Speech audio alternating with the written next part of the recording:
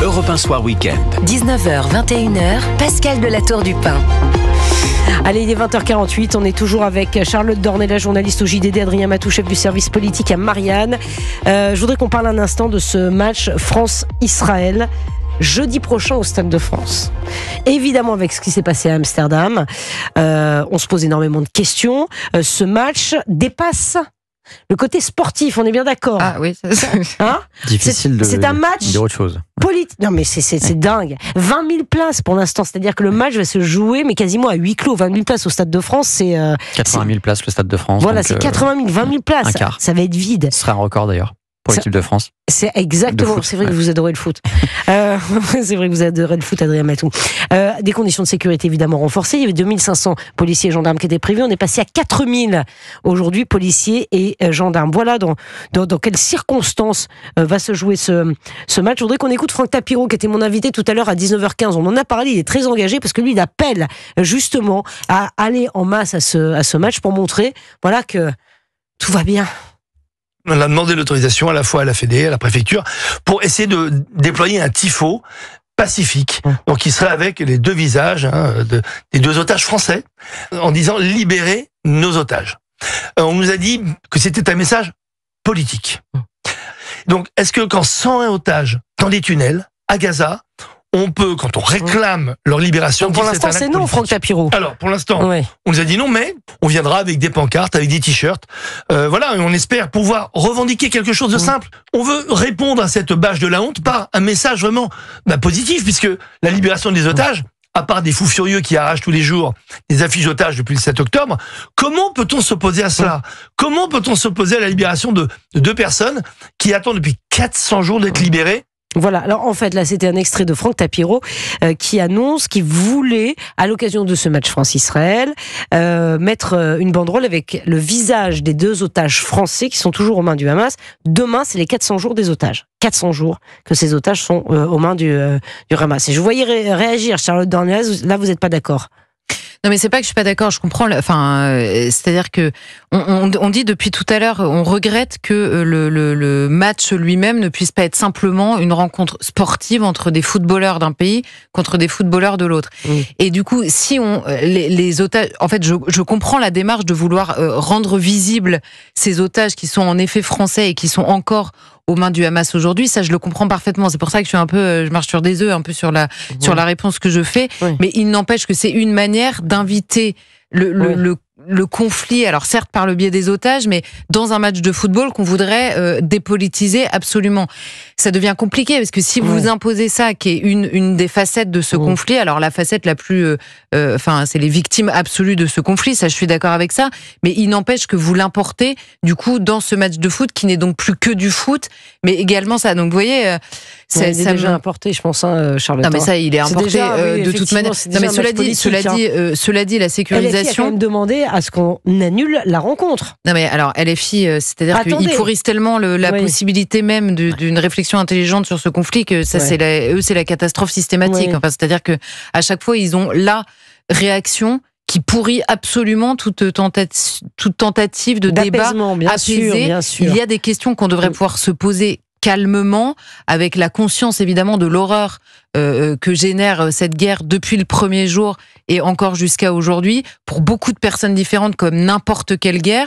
Et le problème, c'est qu'eux, ils arrivent et ils font, ils pourrissent absolument toute possibilité de se parler calmement. Simplement sur la question du match, on ajoute les problèmes aux problèmes entre guillemets, c'est-à-dire qu'on a vu qu'il n'y avait pas besoin de ce conflit-là pour qu'un match de football au Stade de France puisse dégénérer. On se souvient tous de la soirée Stade de France. Il n'y avait pas ce sujet-là sur le tapis. Ça a quand même été la catastrophe absolue. On a eu des personnes qui ont expliqué des razzias à la sortie du stade, etc. Donc déjà, il y a un problème sécuritaire qui se pose en dehors de cette question. Ensuite, s'ajoutent évidemment les images qu'on a vues à Amsterdam ces derniers jours, où on voit à la fois des violences, c'est le chef de la police à Amsterdam qui dit les violences commencent la veille avec des supporters israéliens qui ont des cris genre injustifiables dans les rues d'Amsterdam. Le lendemain, ça bascule dans la violence physique pure avec des gens, on voit des vidéos avec des gens au sol, avec 10 personnes qui leur mettent des coups de pied. Enfin, c'est regardable, quoi, tellement c'est violent.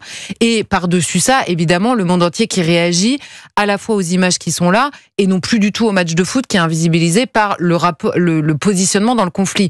Donc tout ça, il y a tous les ingrédients en effet pour que le ministre de l'Intérieur passe une très mauvaise soirée. Ça, c'est sûr et certain. À propos du ministre de l'Intérieur, il va porter plainte contre une députée LFI, Marie Messmer, qui a réagi. Je ne sais pas si vous avez vu. Oui, non mais. Non, bah oui. Mais attendez, j'ai même pas lu. Alors, écoutez. Pardon. Elle réagit en fait à un tweet de Fabien Roussel qui dénonçait ce qui s'est passé à Amsterdam.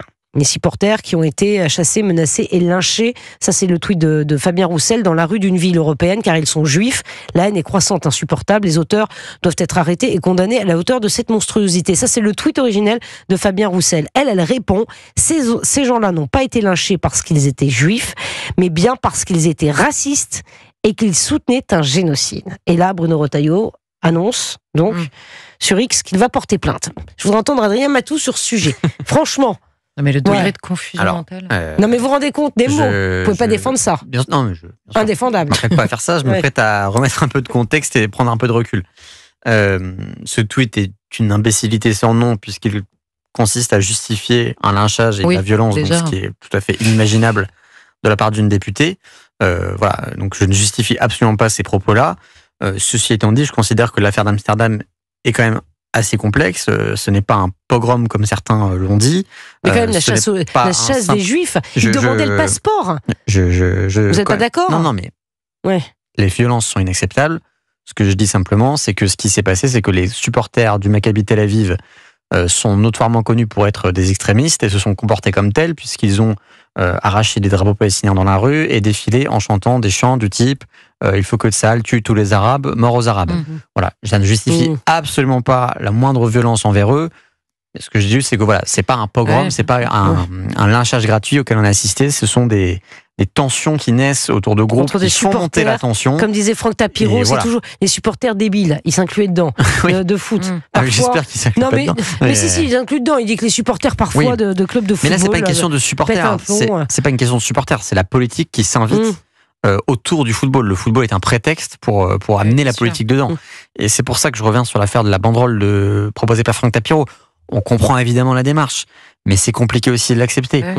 Les instances du football ont essayé de chasser la politique en dehors des stades, et elles empêchent, par exemple, vous savez, des fois les joueurs soulèvent leur maillot et pour faire apparaître un message sur leur t-shirt en dessous. Mais Adrien Matou, pourquoi l'UEFA ne sanctionne pas, ne condamne pas ce qui s'est passé au Parc des Princes, ce tifo il va y avoir des sanctions. Oui, il va y avoir des sanctions, mais elle n'a pas fermement condamné. Enfin, il n'y a pas de. Si. Les dirigeants du PSG ont été convoqués et le PSG va sans doute être sanctionné. Donc tout type de politique, en fait. Mais pas l'UEFA, non ? Si, bien sûr, il y aura des sanctions contre le PSG qui vont être très dures. Ah si, elles vont arriver. C'est interdit par l'UEFA de... Non, mais bien sûr que c'est interdit, mais l'UEFA n'a pas beaucoup réagi après ce tifo. Ils ont dit que c'était pas insultant. Ouais, que c'était pas... Ah voilà, Charlotte Dornelas. Non, ceux qui ont fait le tifo ont dit que c'était pas insultant, mais il y aura des sanctions contre le PSG vraisemblablement après ce tifo-là. C'est sûr. Ok, Adrien Matou, on prend acte, mais moi il me semblait bien, comme Charlotte, que l'UEFA ne s'était pas beaucoup fait entendre sur le sujet. Il y a le temps de la justice. Voilà, c'est pas le temps de la justice.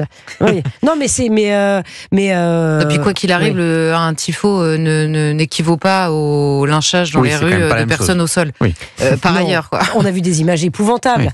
Non mais Adrien Matou, mais d'ailleurs, épouvantable ces images d'Amsterdam. Du match contre France-Israël, je pense que Bruno Retailleau veut éviter ce qui s'est passé en Belgique, parce qu'il y a eu Belgique-Israël en septembre, et plusieurs villes belges ont refusé d'accueillir le match par peur. Il n'y a pas eu de match. Et le match a eu lieu en Hongrie à huis clos. Le Belgique-Israël a eu lieu en Hongrie à huis clos. Une humiliation quand même pour la Belgique, incapable d'accueillir un match contre Israël sur son sol. La France, donc je pense que pour Retailleau, c'est un événement. Une petite claque aussi à tous les Européens qui passent leur temps à nous expliquer que la Hongrie est le sommet du pays antisémite. C'est le pays qu'on a choisi pour aller abriter ce match. Et qui est très pro-Israël par ailleurs, mais là c'était la petite claque politique à ceux qui instrumentalisent par ailleurs ce sujet en permanence. Mais oui, évidemment, et par ailleurs, on a vu aussi qu'il n'y a pas besoin du foot et des supporters débiles. Je reprends parce que moi je m'y connais moins en foot, donc je pas aller sur le terrain du foot, mais j'ai déjà vu des images de supporters débiles en dehors, en effet, c'est ça. en dehors de ce conflit-là. Et par ailleurs, on n'a pas eu besoin non plus du foot ni de ces supporters débiles pour voir un antisémitisme extrêmement décomplexé, celui-ci, dans la foulée de ce conflit-là. Par exemple, quand on a vu l'horreur du viol d'une gamine de 12 ans par des gamins qui avaient le même âge et qui ont évoqué le conflit pour aller justifier le calvaire qu'a subi cette jeune fille. Vous avez raison. La liste, c'est épouvantable ce qu'elle a subi. Mais ce que je veux dire, c'est que épouvantable. Mais c'est la liste des actes antisémites qui explose. Mais oui, mais c'est horrible. Par tous ces exemples-là, on peut voir qu'il est possible de discerner les sujets et qu'on peut voir en effet des supporters très mal se comporter, on peut voir des supporters extrêmement violents, on peut voir l'importation du conflit, on peut voir la politique dans le football. Tous ces sujets méritent un discernement qui n'équivaut pas, c'est pas tout n'est pas comment dire, c'est pas pile ou face, on va dire sur tous ces sujets-là. Ouais. Et à la fois il y a un problème interne au football, il y a un problème d'importation du conflit et il y a un problème de violence tout court, même sans ce conflit-là, dans certains de ces quartiers-là. Donc là, c'est pour ça que je disais, c'est l'addition de tous les problèmes en même temps. C'est vrai. Vous avez raison. Jeudi soir en France. On va le scruter avec beaucoup, j'imagine toute la semaine, de toute manière, ce match France-Israël, donc jeudi au Stade de France. Merci beaucoup Charlotte Dornelas. Merci beaucoup Adrien Matou.